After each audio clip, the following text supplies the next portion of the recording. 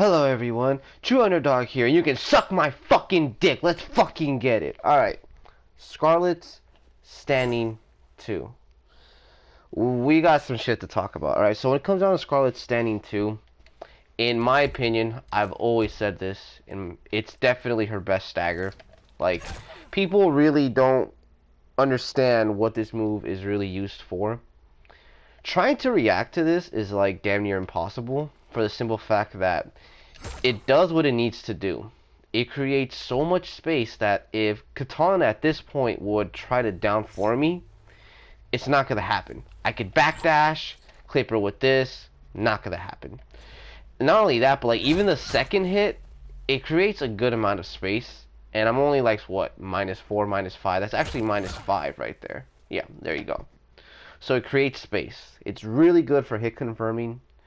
But for the most part, what I like to do with it, I like to do these very simple guessing games with it. One thing I like to do is do this step back overhead. That is definitely one thing I like to do. A lot of people get caught by this. Or not only that, if I see my opponents trying to challenge me, boom, I'm stepping back, boom, pop them up just like that. Because if she tries doing a down 4 at that situation right there, so we're going to make Katana, right? Do a down 4, just mash that shit away, right? That's what we're doing, right? Then we're going to make this little hoe, what she's going to do, reversal mode on, this, boom, just like that, right? So first we got to hit her, right? We'll put it on auto, this, okay, alright, let's see if I could even... It's just not gonna happen, right? They're easy whip punish right there. Just boom, clipper, just like that. But for the most part, as you guys see, you understand. Characters cannot down for you. They're gonna have to fully challenge you. They're gonna have to dash up and try to hit you with something. And as they're trying to dash up and hit you with something, you can full combo punish them. You can either step back, do this, or you can go to your forward 4, go for unbreakable damage. There's a lot of mind games to this move. Not only that, but one thing I like to do 1, 2, step back sweep. That is another thing I love doing. Or just to fuck with my opponent, do that and then step back sweep. Or do this, stagger into this right here. And you don't have to block. Like that's I don't have to hit confirm shit. I don't have to block. There's so much space in between. And if you're conditioning your opponent for that, do something like this, walk up grab. Just like that. Not only that, you do this, just backdash, they try jumping at you, easy anti-air. So there's so many mind games to this move. This is not just Skarlet's only combo launcher. Well, it's her only combo launcher, other than this one in the corner. But it's really used for controlling your opponent with spacing. That's really what it's for. Just putting them in a really bad spot. If I do it like up here, which I would never recommend doing, it still creates a ton of space. Well, with this move, you're going to want to land it like roughly around right here. This is perfect. The fact that you have the block advantage of 0 is more than what you really need, honestly. This is just perfect. It should honestly just be +1. In some instances, boom, it could be +1. It's really, really good because your opponent's going to have to reach. Your opponent's going to say, okay, I read the stagger. Even if they read the stagger that you're going to backdash, they're going to have to reach. One way they're going to reach is by trying to jump at you or whatever. It pretty much resets neutral for your opponent. They're going to have to backdash. No risk involved. Or they're going to try to reach at you, and Skarlet is a character that will just punish you hard for reaching. If you try reaching towards Skarlet, if you do something like this, Katana tries reaching, that's a full combo punish right there. Or this, and then go into that, or this, stick this out. Like in this instance right here, even though how far away I am, if she tries doing a down 4, any of her strings, even her down 1, doesn't matter. She's going to get hit by this, because she's extending her hitbox, her hurt box out, boom. Land right on that. Skarlet is in a position where you can't hit her, but she could hit you. That's what makes this move so deadly. Add a nice little strike throw, you're solid. Now, if you want to be completely safe with this move, because this is an unsafe move, online, I'm not going to lie, it could be rough to punish at times depending on the connection, but for the most part, it's really unsafe. One thing you could do to throw your opponent off is something like this. They could duck that, but if you know your opponent's not Ninja Killer, then they're gonna block that. But if they are Ninja Killer, you're pretty much fucked. They're gonna duck that, full combo punish you. You're gonna probably press start, menu, and then you're gonna quit. It just is what it is. Now, you could also go into tongue right here. That is another thing you can do just to be completely safe. It creates space. Even if I do it all the way up close, it creates really, really nice space. And what you want to do is do the close one. That's what you're going to want to do. Not this one. You're not going to want to. You want to do this one right here. It's just, there's times where it can be really tricky. If you do it the regular one, it'll actually whiff completely, or they can actually jump out of it. So just do the extremely close one. So there's that. Other ways of staggering it. This is honestly the move that you're gonna want to be doing stuff like this, and then you just make your opponent just walk into shit. As for like doing this and then going into this right here, I personally do not recommend that. I do see some players do this. Me personally, I don't think it's worth it. This possibly to backdash into that would be cool. But if your opponent is mashing, you're gonna get hit with some shit. It just is what it is. Not only that, but the little like, I want to call little ghetto mix-ups that Skarlet has with this move right here, like backdashing and then throwing the overhead. You got to realize that Skarlet can like backdash really far. Look at where it's gonna. Oh, I mistimed that. It just gonna land all the way at the end. Let's make her stand up, right?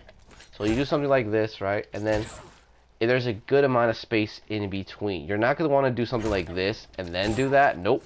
You want to do that, step back really far away, and then throw it out. That's one thing you're gonna want to do. Or boom, step back and go into the sweep. Now, if you land the overhead or if you land the low, it doesn't matter. Your opponent gets knocked down to the ground. They get knocked down, right? And what this does is you could literally oppress your opponent. Doesn't matter what you land. If you do the overhead, it's pretty much a free grab. They're going to expect an overhead. They're going to try to use their resources.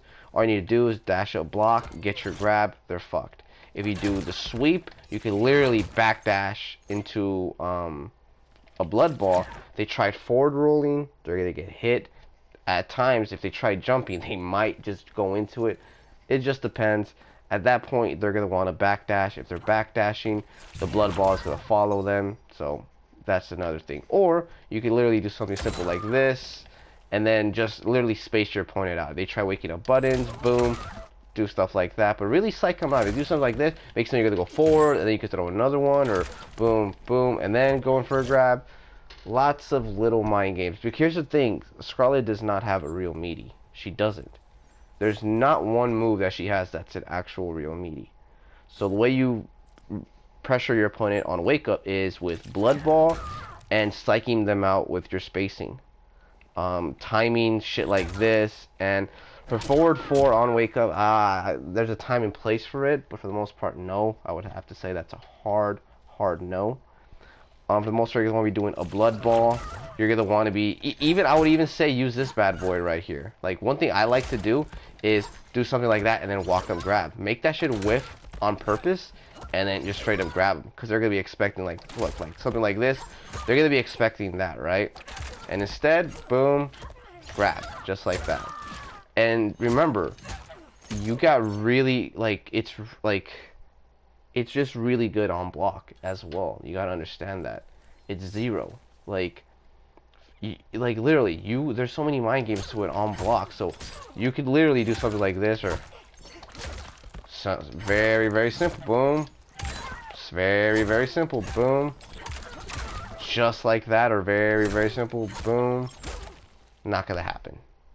Like, you have to understand that there's lots of little mind games to this move. Not only that, but if you do something like this, hold on, check this out. Boom, my fault. Boom, boom, not my fault. You can just jump in on them if they try pressing, or even if they try jumping, you're gonna pretty much jump before them. You hit them up in the air, then you get your full combo going. Way too many mind games for this move, for people to pass up on. It's not just for doing shit like this. It's not. It's literally for spacing your opponent out.